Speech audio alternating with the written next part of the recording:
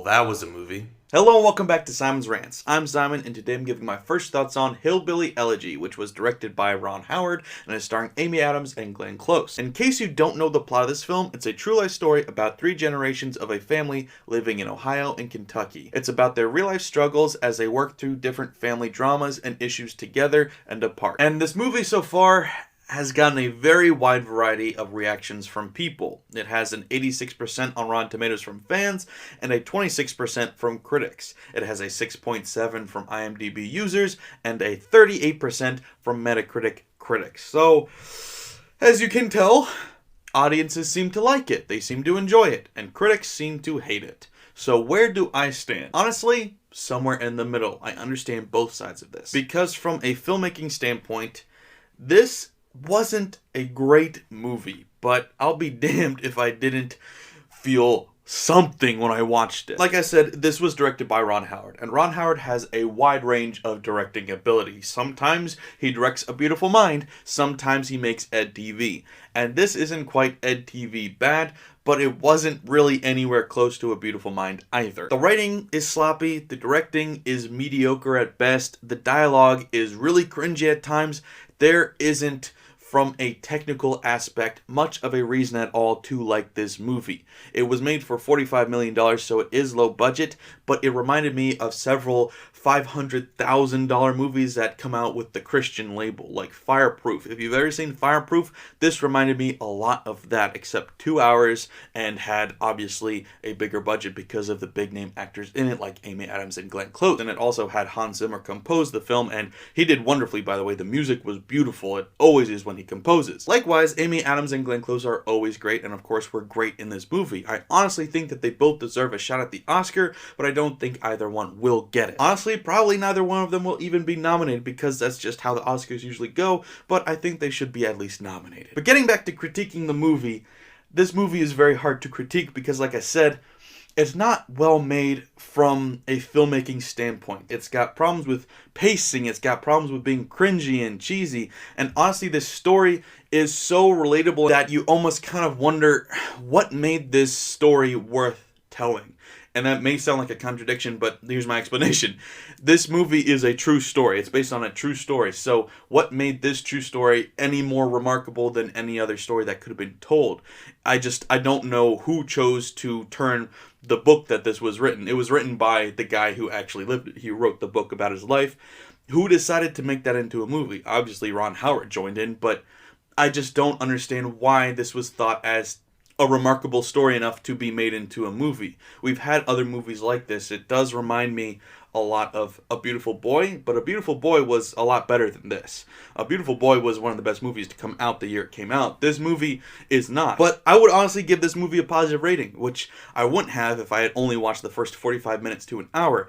I gave it like a 4 at that point, but then as I kept watching, I bumped it up to probably around a 6.5. That's where I'm at with this movie. Because like I said, it's not a well-made film, but I felt a lot while watching it. And that's in big part to Amy Adams and Glenn Close. They were phenomenal in this movie. I'm always a fan of Amy Adams. I think she's always great. I've never seen her put in a bad performance, but Glenn Close honestly blew her out of the water in this movie. And that's nothing against Amy Adams. She was great in this movie. Like I said, she should get nominated for an Oscar, but Glenn Close should win the Oscar. And this movie works so well because it's such a sincere portrait about family. It's about a few things. It's about the moment you realize that your family isn't perfect, and it's about the moment when you try to decide how to react to that and what happens after that. Because you have a choice. When you realize that your family isn't perfect, you can take a step away, you can try to detach yourself and remove yourself from it, or you can join back into the imperfection that is your family, because 1, you know that you are imperfect as well, and 2, you can do your best to love your family and help them to be the best they can be as they help you to be the best you can be too, because that's what family is. This movie also goes over a very hard topic, which is that the sins of the generations that come before us are passed on to every generation after until that sin can be cut off and uprooted. And so this movie tackles that subject by practically demonstrating that every generation struggles with something because of the generation before them struggling with it as well.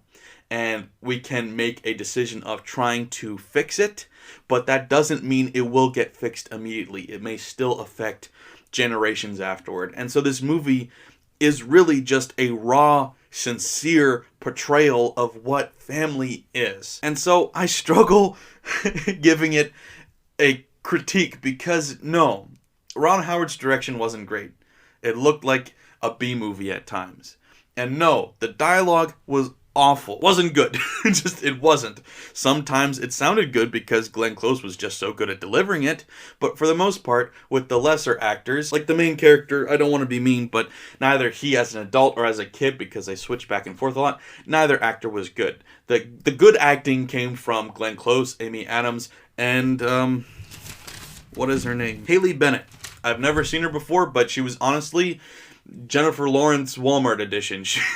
That sounds mean, but I mean it as a compliment. She reminded me a lot of Jennifer Lawrence. She just obviously wasn't, but she was really good. And I think probably if they had more of a budget and whatever, there wasn't any time constraints or whatever, they would have gotten Jennifer Lawrence to play this role. But I don't know that as a fact. I'm just guessing because this girl looked like a carbon copy of her in a lot of ways. And she honestly acted a lot like her too. She was pretty good. So most of the bad acting comes from, unfortunately, the main character, and that's where it gets a little bit rough.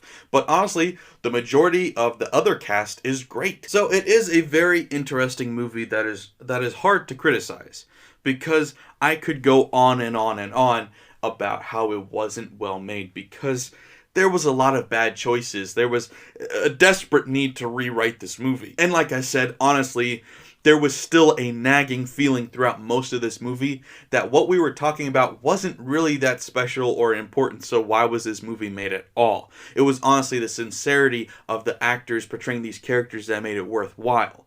But it felt like the people telling this story thought that the story they were telling was a lot more important than it was. I mean, it had a 2-hour runtime. I felt like it could have easily been a lot shorter and nobody would have cared. But it really felt like there was gravitas into the story and into the storytelling when it didn't really feel warranted. Like I said, I've heard many stories like this before. It's a lot about just family struggles and imperfections and just realizing those imperfections and dealing with it and having it explode in your face and all of that. Just drama, family drama. I don't know why this guy's life got made into a movie. And I'm not mad because, I mean, I feel good for him. It was a very personal story. I feel great for him because he had his personal story told to everyone. And it was something that he felt very strongly about. He thought it was very important and he wanted to tell people his story and he got that story told. To me, I just feel like I walked into somebody's family and was being told the story. And I was like, I don't know why I'm being told this story. I don't know anybody here. I don't know why I'm here. It just felt a little out of place because why was I being told this story? I don't know anybody. And because of some of the bad acting and some of the dialogue that was in this movie, it didn't honestly even really feel like a Ron Howard movie. It felt like one of those cheesy Clint Eastwood movies that he's been doing lately, or even maybe a Spielberg, but like a bad Spielberg movie. It didn't feel like quality. It just wasn't a quality movie.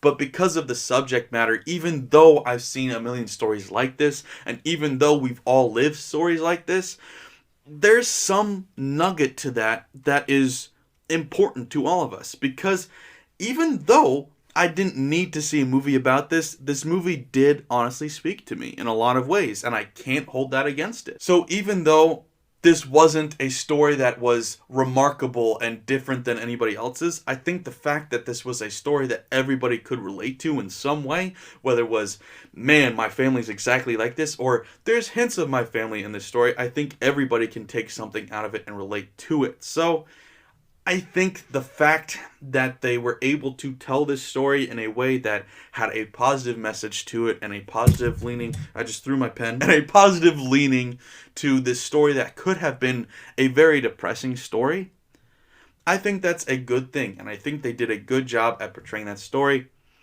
It wasn't a good movie. It was a good experience, I guess. I'll just say this. If I was critiquing the movie, the filmmaking, I'd give it a 4, honestly. But critiquing the story, critiquing how I felt while watching it, critiquing the ideas presented and the messages and all of that, I'll give it a 7. So let's meet somewhere in the middle. I'll hedge toward the good, and I'll give it a 6.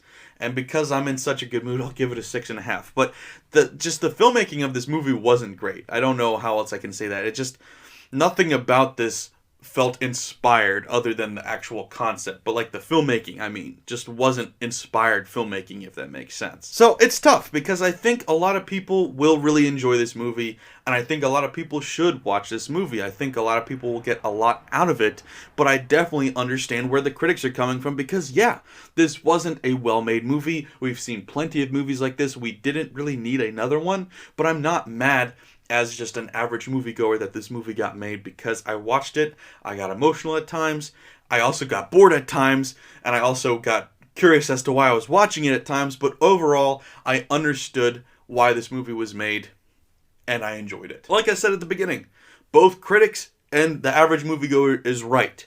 This movie is enjoyable like the fans say, but it's also not a good movie like the critics say, and that can be true at the same time. So, if you're going to watch this movie, maybe just turn off your critic mind a little bit. Don't try to criticize it. Don't try to analyze it. Just try to feel the message that is being told, because that's the only way that I think you can really, really enjoy this movie, is just feel the emotions, feel the passion, feel the sincerity of it, because it is extremely sincere and genuine. So that's my suggestion. If you want to get emotional, if you want to see something that will speak to your soul, go ahead and check it out, but just don't expect it to win an Oscar anytime soon, because it probably won't. But that's just what I had to think of it. What did you guys think? Let me know in the comments below, and of course don't forget to like, share, and if you're new here, subscribe. Thanks guys, bye.